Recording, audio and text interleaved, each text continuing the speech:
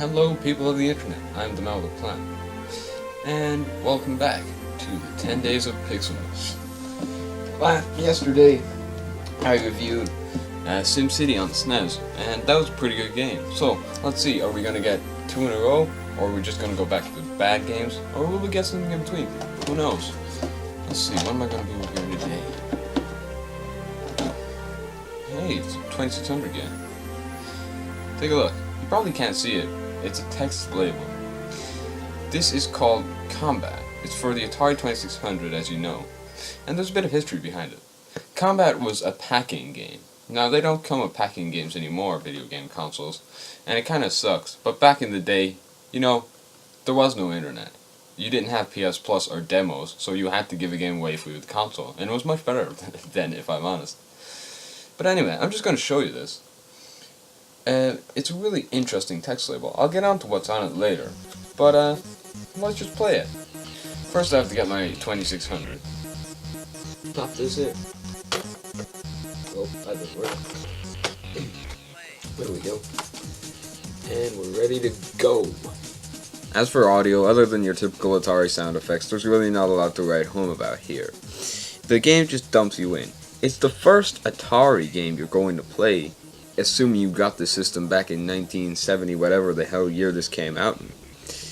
And that's another thing. This game is 40 years old. Bloody hell.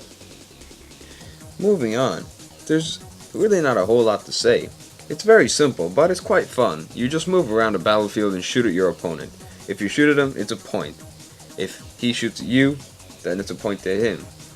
You move around, and whoever has the more points, I don't know, you could maybe play to a limit or something. The game just keeps rolling on until you stop.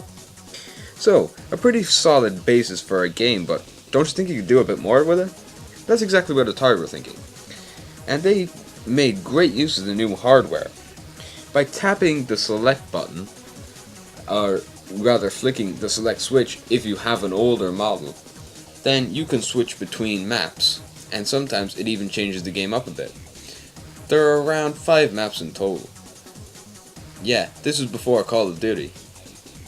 But anyway, after the 5th map, the game slightly changes. There's a new thing added. That's right, you can shoot your bullets off the walls. And this is the only way to get your opponents now. So it adds a new dimension to the game, and it's really clever because it's not about just simply running up to your opponent and shooting him faster than he can react. This time you have to use your brain, and you also have to be on your toes because you could be hit by an unsuspecting shot from behind. It's a really fun mode, and this is probably my favorite mode in the game. Other than that, this mode kinda sucks. I mean, where did the tanks go? Ah, there they are. I see them. Yeah, this is invisible tanks. What you have to do is you have to shoot your opponent without being seen.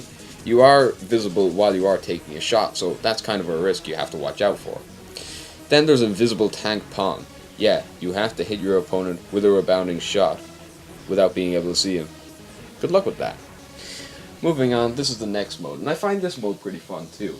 The plane mode. Yeah, we're completely abandoning tanks now, and the ground for that matter. You can fly through the clouds here, rather, and just simply be unseen. And as well as that, the planes move a lot faster than the tanks, and this is why I really enjoy this mode very much, because it's very fast paced. You can control multiple planes at one time, but you only have to get hit by one plane, I suppose, and it pretty much brings down all 3. Then there's this mode here. It's really unfair. There's one big chopper, which is a massive target that can only fire 1 shot against 3 mini choppers that can fire 3 shots, and they have a huge target to hit. No contest here. Other than that, there's really not a whole lot to say. Combat is a pretty fun game, and it's pretty cheap too. If you were getting an Atari 2600, I would recommend this game to start you off. A pretty good example of what Atari had to come.